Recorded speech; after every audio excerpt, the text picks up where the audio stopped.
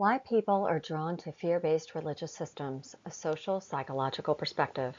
My final project is about why people are drawn to fear-based religious systems. I will be looking at this topic through the lens of social psychology rather than theology, because psychology can help us have an understanding of people's needs and motivations that can make fear-based religious systems appealing.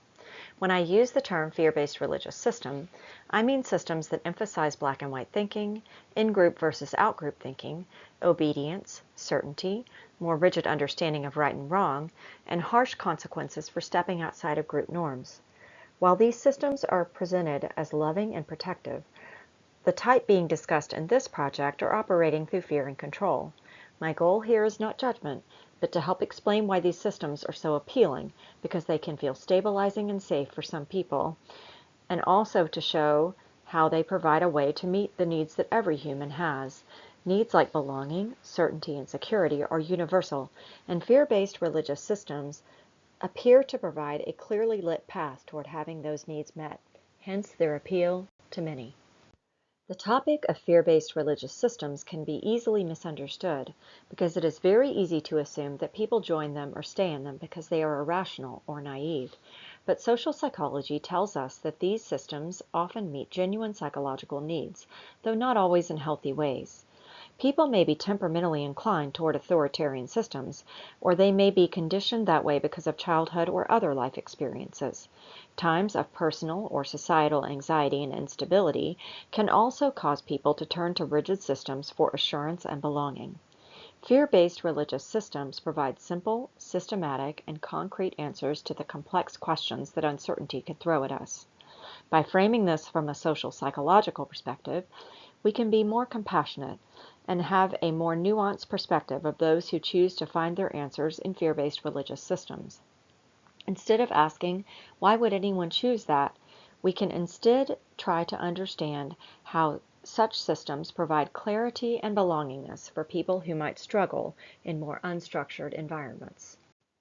There are four social psychological concepts that will be explored here to give us insight into how and why people are drawn to fear-based religious systems.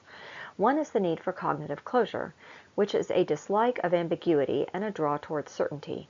Second is conformity and group influence, which explains how community norms help shape individual belief and identity. Third is attachment theory. We will look at how relational patterns influence how people relate to God or other spiritual authorities in their lives. Lastly, we will touch on moral disengagement, which is the way that people reframe harsh or punitive teachings as loving or necessary in order to stay in fear-based religious systems while continuing to view themselves and those systems as loving. All of these concepts will show why people are sometimes drawn to fear-based religious systems. Cognitive closure is a person's desire for black and white, definite answers and a sense of order. People with a high need for cognitive closure also prefer clear questions, also known as framing, and clear answers or rules that answer those questions. Things that feel uncertain or ambiguous are undesirable for someone with a high need for cognitive closure. Cognitive rigidity, or black and white thinking, is closely related to a high need for cognitive closure. People high in cognitive rigidity tend to view things in very absolute terms. Things are either good or bad, right or wrong, in or out, heaven or hell. When things are more gray and venture into more liminal space, people with high cognitive rigidity tend to feel threatened. Fear-based religious systems are built on this type of thinking. Everything ends up neatly sorted into distinct moral categories, and a very clear worldview is provided as an answer to any moral questions that might arise. For people who find gray areas inherently stressful, cognitive rigidity can soothe the anxieties brought on by the seeming chaos of the world and by moral ambiguity. Thinking in this way isn't an indicator of low intelligence. Rather, it comes from anxiety and a desire to feel safe. Rigid systems offer a structure that feels reassuring to people who want clear, predictable answers. In Vasilis Saraglu's study, Beyond Dogmatism, The Need for Closure as Related to Religion, he found that religiosity is not a one-to-one correlation with closed-mindedness. He also found that when religiosity and closed-mindedness are linked, it isn't because the person hates new ideas, but because they struggle to coexist with inner chaos. He also found that where religiosity does produce closed-mindedness, it is the religion of the fundamentalist variety. Sarah Glue found that there is a strong link between religious fundamentalism and a high need for cognitive closure. This means that individuals who are drawn to fundamentalism or fear-based religion are those who strongly prefer predictability in order and unchanging rules. It is not fear itself that they are drawn to, but what they perceive to be the cure for it, that is, certainty. Fear-based religious systems seem to provide very concrete answers to the big questions everyone wrestles with at some level, such as, how do we live a fundamentally moral life? What is the meaning of life? What happens after we die? Who is good? Who is evil? And what does that mean? Because people with a high need for cognitive certainty are, in a sense, allergic to ambiguity, fear-based religious systems often feel freeing and supportive rather than oppressive. The clarity these systems provide seem to reduce anxiety at some level, as they present an absolute truth that reduces uncertainty and the internal chaos that the person is trying to avoid.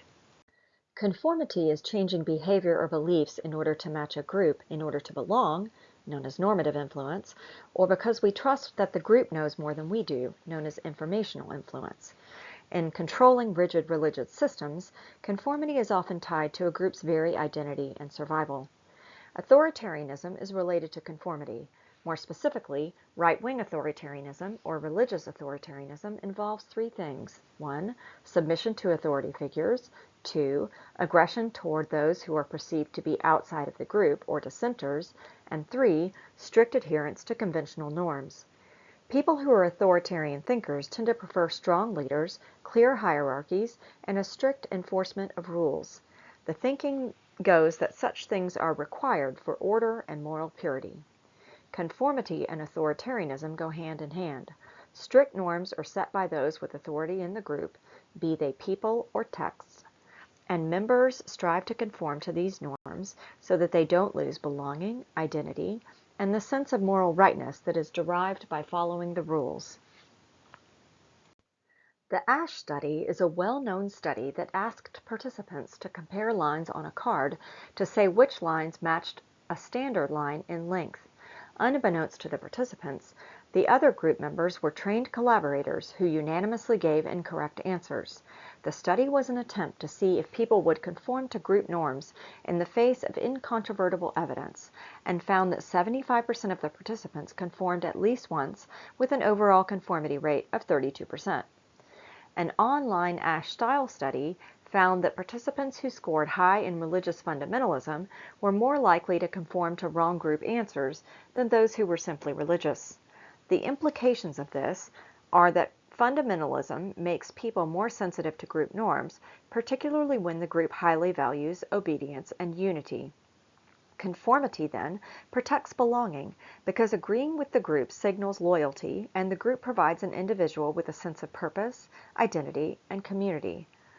Within fear-based religious systems, deviating from beliefs the group holds sacred is interpreted as highly dangerous, not just to oneself, but also as a contagion that can infect the group.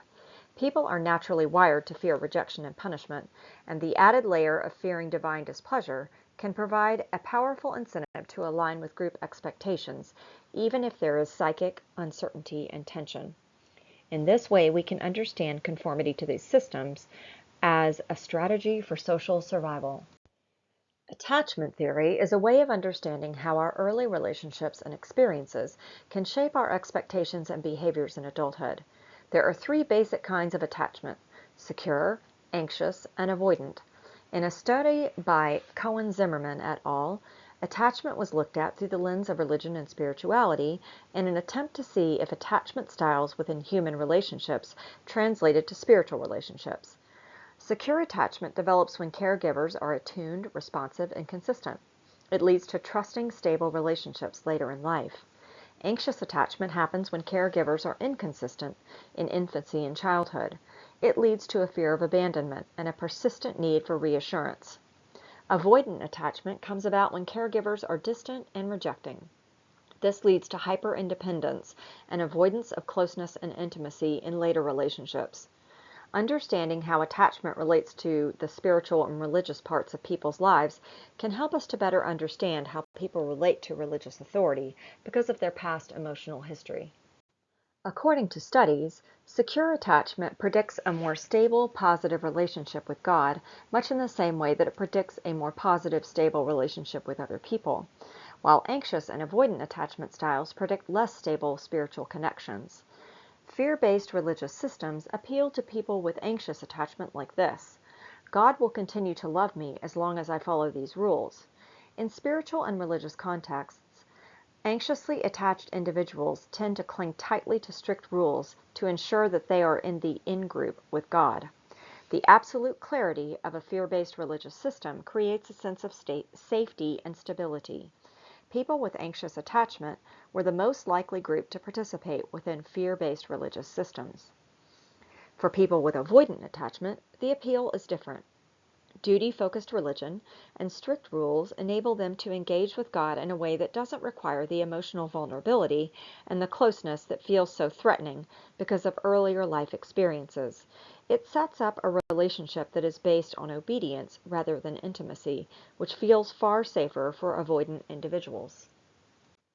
Moral disengagement is when an individual rationalizes belief or behavior that conflict with their moral values.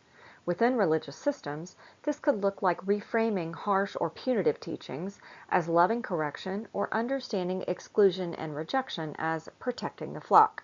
While higher religiosity is correlated with lower moral disengagement, it is weakly tied, and religious individuals do still engage in moral disengagement. Moral disengagement helps us understand how individuals who see themselves and their religious systems as being loving and moral can still support harsh or punitive beliefs and practices. It also gives some explanation for why fear-based doctrines are often reinterpreted as truth-telling, tough love, or necessary discipline. It makes harshness feel pure, virtuous, and protective. When people believe that they are acting out of a divine command that might ensure the positive eternal destiny of another person, fear-based religious beliefs and practices can feel understandably both deeply justified and ultimately compassionate. When we look at all of these concepts, we begin to get a clearer picture of how fear-based religious systems function from a psychological perspective. Fear-based religious systems offer certainty for people who have a high need for cognitive closure, simple and clear answers to those who feel safest in black and white thinking, belongingness to those who are sensitive to group pressure and norms, and emotional structure and stability to people who have anxious or avoidant attachment styles. Additionally, moral disengagement helps people reinterpret fear-based beliefs and practices as love or even moral duty. These are not irrational motivations, though the responses to them might not be healthy. They are normal human responses to fear, uncertainty, trauma, and a desire to answer life's biggest questions. Having a better understanding of these mechanisms can help us to meet individuals who are in these systems with compassion, particularly those who may be thinking of leaving such systems, or those who are beginning to ask what their own attraction is to fear-based religious systems.